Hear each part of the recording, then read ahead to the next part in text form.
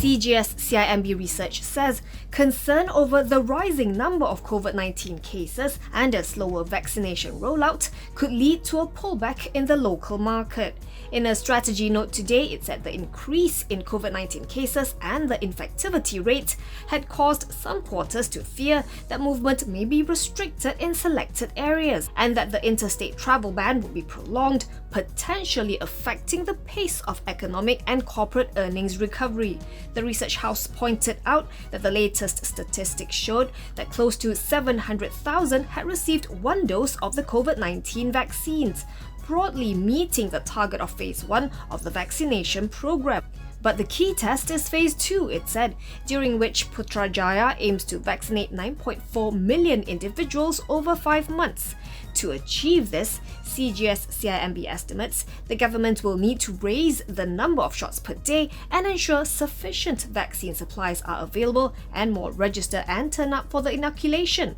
It said any major delay, coupled with the increase in cases, could dampen market sentiment and prompt investors to take profit on recovery stocks, given the potential earnings risk. CGS-CIMB is keeping its FBM KLCI target of 1,699 points. The benchmark composite closed 0.5% lower today at 1,600.29.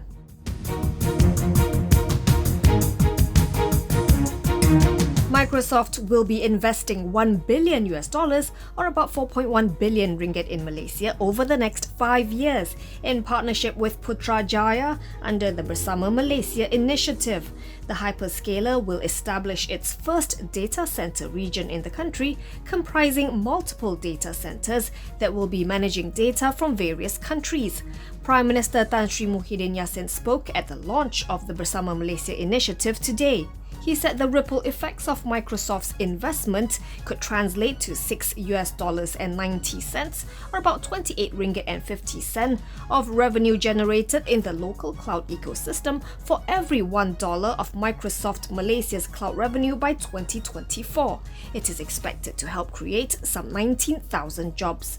Muhyiddin said Microsoft will also be partnering with the Malaysian Administrative Modernisation and Management Planning Unit, Human Resources Development Fund, Petronas, Celcom and Grab to help empower 1 million Malaysians with digital skills by 2023.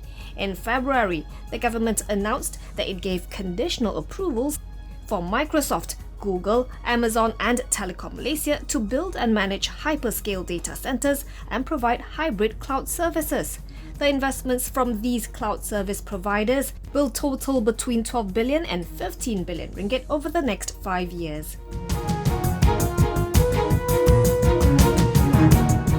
The prosecution submitted during the hearing of Datuk Sri Najib Razak's SRC International appeal today that the former Prime Minister was entrusted with full dominion over the company and was therefore responsible for the funds totaling 4 billion ringgit from Kuala.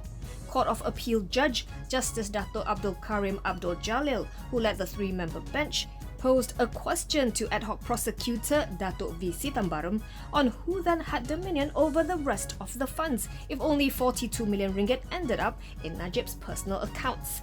Sitambaram replied that as Najib was entrusted with control over SRC, the 4 billion ringgit was also his responsibility. In his submission, the prosecutor said Najib had made incremental steps towards entrenching his position in SRC, entrusting himself with full control of it, including its assets. Sitambaram added that Najib's cocktail of positions provided the ex-PM enormous leverage where he could adapt and act in accordance to a certain position for his own gain. At the time, Najib held the positions of Prime Minister, Finance Minister cum Corporate Representative on behalf of MOF Inc. as the sole shareholder and Advisor Emeritus of SRC.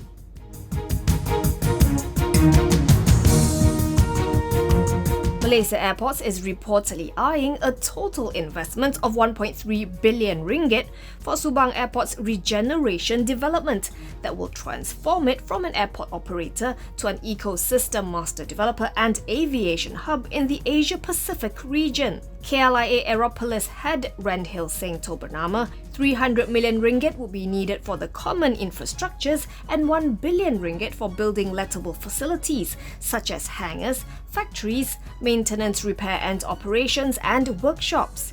He said Subang Airport will leverage the same global technology platforms and vendors used in Kuala Lumpur International Airport to have access to global practices and standards, ensuring complete synergy in passenger experience with KLIA.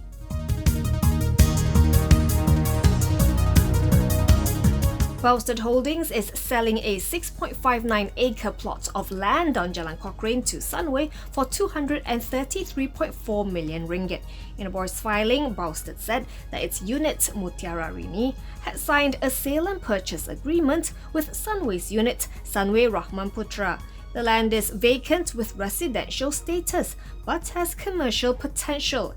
It is around 100 meters from the Cochrane MRT station and about 4 kilometers by road to the city centre, while My Town Shopping Centre and IKEA Cheras are also close by. Bousted noted that it is selling the land at a 6.1% or 13.4 million ringgit premium over its market value of 220 million ringgit. It expects a gain on disposal of about 54.1 million ringgit. The group said the proposed disposal allows it to strengthen its liquidity and cash flow position by raising total net cash proceeds of about 213.8 million ringgit net of estimated expenses, which will be utilized for repayment of bank borrowings and working capital. Following the sale, Bousted said that its gearing ratio should drop to 1.36 times from 1.39 times previously. The group's borrowings will also decline to 7.81 billion ringgit from 7.91 billion ringgit as of December 31st, 2019.